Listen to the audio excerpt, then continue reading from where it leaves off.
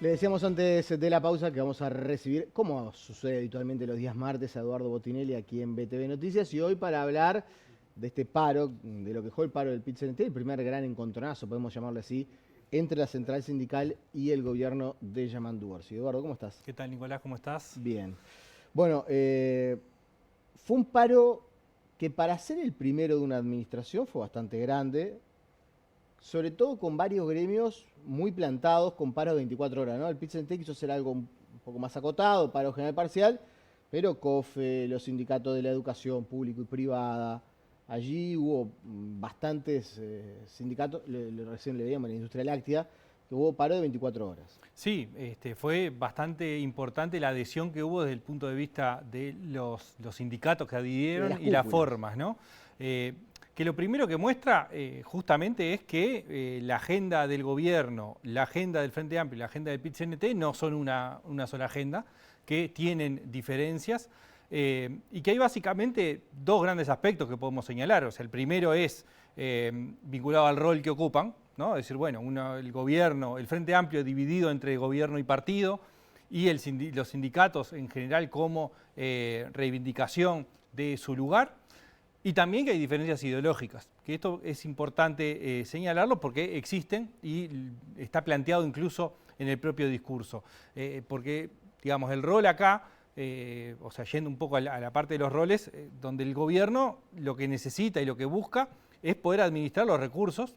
Y bueno, y tiene algunos puntos en ese mapa de administración de recursos donde hay una cuestión vinculada a los aspectos macroeconómicos, a el trazado, digamos, de una hoja de ruta hacia no solamente la coyuntura actual, sino los 4 años y medio que le quedan, y con una concepción ideológica que choca con una parte o con lo que prima sobre las dirigencias sindicales del PIT-CNT y de los distintos gremios que lo componen.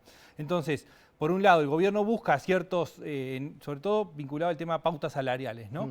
Busca ciertos equilibrios macroeconómicos con alguna señal redistributiva, porque las pautas salariales del gobierno tienen establecido criterios distintos en 3 franjas, que tiene que ver con el volumen de ajuste salarial y la indexación o desindexación que estuvo tan arriba de la mesa en el último tiempo de discusión a partir de declaración del propio ministro de Economía.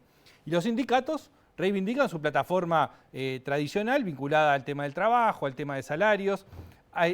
Empezó ya en el gobierno pasado la discusión sobre las jornadas de trabajo, ¿no? Y la carga semanal de trabajo que la vuelve a poner arriba de la mesa. Y la redistribución de recursos económicos, que es distinto a hablar de redistribución de las franjas salariales. Porque lo que plantea el discurso del PIT-CNT no está hablando de los recursos desde el punto de vista salarial, sino de las cargas impositivas. ¿Sí? Se ponen arriba de la mesa varios aspectos vinculados al capital nacional, a las exoneraciones, es decir, hay varios puntos puestos arriba de la mesa. Y en el medio aparece el Frente Amplio, que está atravesado por esa disputa, porque dentro del Frente Amplio convive esa cuestión de estar en el gobierno y de estar del movimiento sindical con otras agendas, pero también conviven las diferencias ideológicas, ¿no? Las posturas ideológicas sobre los grandes temas, y que estando en el gobierno se acentúa esa diferencia porque justamente hay un proceso que va tomando decisiones. Porque también, y en esto quizás sea parte del análisis, en algún momento habrá que echar un poquito más el ojo, empieza a haber menos tolerancia a algunas declaraciones públicas, sobre todo de legisladores del Movimiento de Participación Popular, que en las bases del Frente Amplio, en esta orgánica de la cual hablas, no son tan bien recibidas, ¿no? Me acuerdo con lo de Betiana Díaz, son 3 legisladores de 17. Estas últimas horas una declaración de Daniel Cayani en el diario El Observador del fin de semana, donde decía: hay compañeros que no se dieron cuenta que estamos gobernando pero que no tenemos mayorías, y un poco hablaba de lo que el plebiscito había costado en materia electoral y que eso había impedido llegar a las mayorías. O sea, esa situación de cierto divorcio, llamémosle así, entre los defensores acérrimos del gobierno y las bases del Frente Amplio empieza a ser un poquito más notoria de lo que venía sucediendo. Bueno, es que ahí... Digamos que de las primeras lunas de miel que se terminan. Bueno, porque ahí es donde decía conviven las diferencias ideológicas. Porque no solamente es la cuestión práctica de la toma de decisiones, sino que la toma de decisiones implica una agenda ideológica que convive adentro del Frente Amplio y que cuando el Frente Amplio es gobierno, suelen verse más porque va tomando decisiones, mientras que estando en la oposición esas diferencias suelen estar más vinculadas a las acciones que toma un gobierno de signo político totalmente distinto. Entonces ahí se matizan de alguna forma. Entonces, claro, las diferencias empiezan a verse justamente en la toma de decisiones. Lo que debería, esto corre por cuenta mía, ¿no? Probablemente ninguna de las dos partes puedan ser gobierno sin la otra. No, sin duda. No, sin duda. El MP debe estar más cerca de poder alcanzar un gobierno sin las bases, sin los militantes, no sé si sin la militancia, pero sí sin el brazo, digamos, sindical. Ahora, claramente los sectores más sindicalizados, Partido Comunista, no pueden ser gobierno sin el MVP. Entonces ahí tiene esa lógica de me peleo, pero tengo que convivir por la necesidad. Sí, es la arquitectura propia del Frente Amplio incluso, ¿no? Es decir, bueno, de esas diferencias que se van, digamos, se presentan en la discusión, pero se buscan los consensos o las formas de tramitarlas para arribar, por ejemplo, a un programa único en su momento, ¿no? En el discurso del PIT-CNT estuvo el tema de las pautas salariales, pero también estuvo el tema presupuesto y el tema impositivo. Esto del 1%.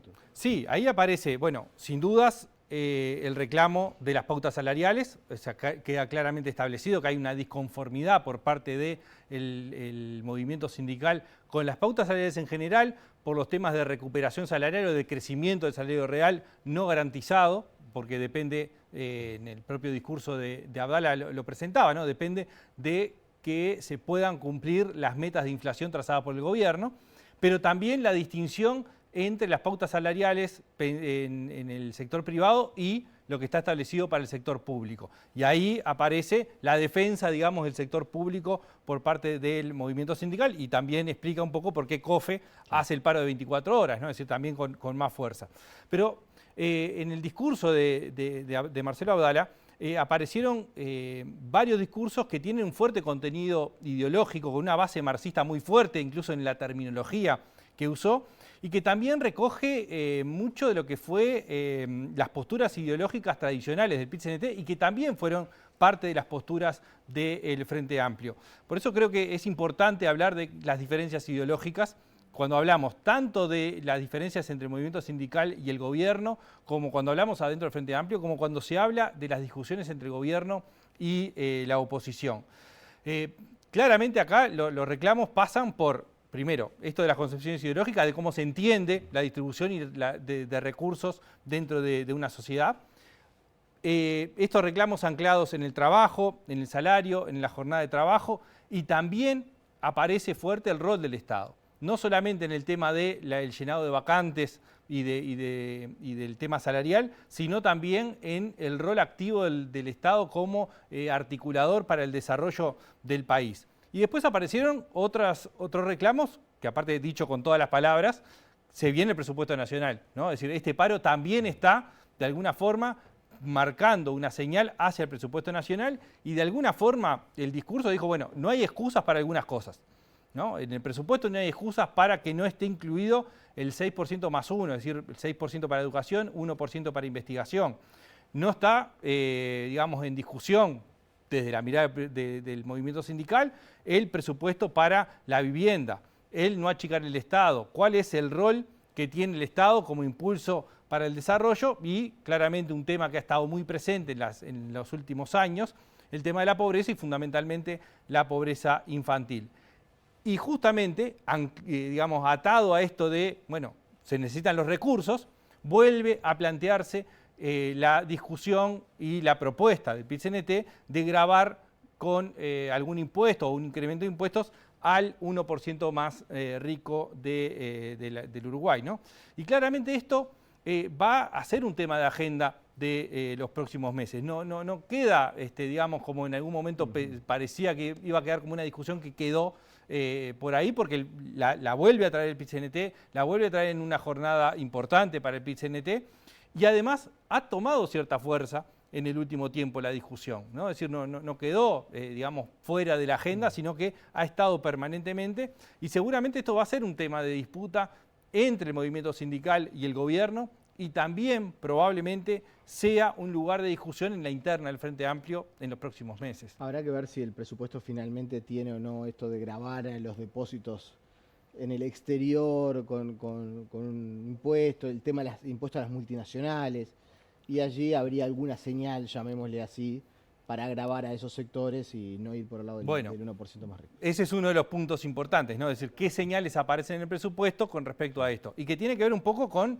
esta impronta de reivindicación del PIT-CNT, ¿no? Y del movimiento que ha realizado. Que también metió el tema del diálogo social en el discurso, claro. Y no fue menor tampoco porque básicamente lo que el discurso planteó fue la papeleta del plebiscito de seguridad social que se votó junto con las elecciones nacionales, ¿no? Es decir, la edad de la jubilación, o sea, habló de jubilarse a los 60 años, habló del tema de jubilaciones mínimas y habló del tema de las AFAPs. Entonces, vuelve a ponerse arriba de la mesa esa discusión y lo que queda ahora, básicamente a partir de hoy y los próximos días, las próximas semanas, es, primero, si esta movilización del PIT-CNT logra algún tipo de modificación en las pautas salariales, es una primera señal que se puede llegar a ver, y la segunda es qué incidencia puede tener en el presupuesto nacional, un poco en línea con lo que decía, es decir, bueno, ¿hay algún tipo de señal hacia la dirección de lo que el PIT-CNT plantea o no? Y bueno, esto parece ser el comienzo de un vínculo que no ha sido sencillo para el Frente Amplio en el gobierno con el movimiento sindical. Eduardo, muchas gracias. Gracias a ti. Pausa y seguimos con más aquí en BTV Noticias.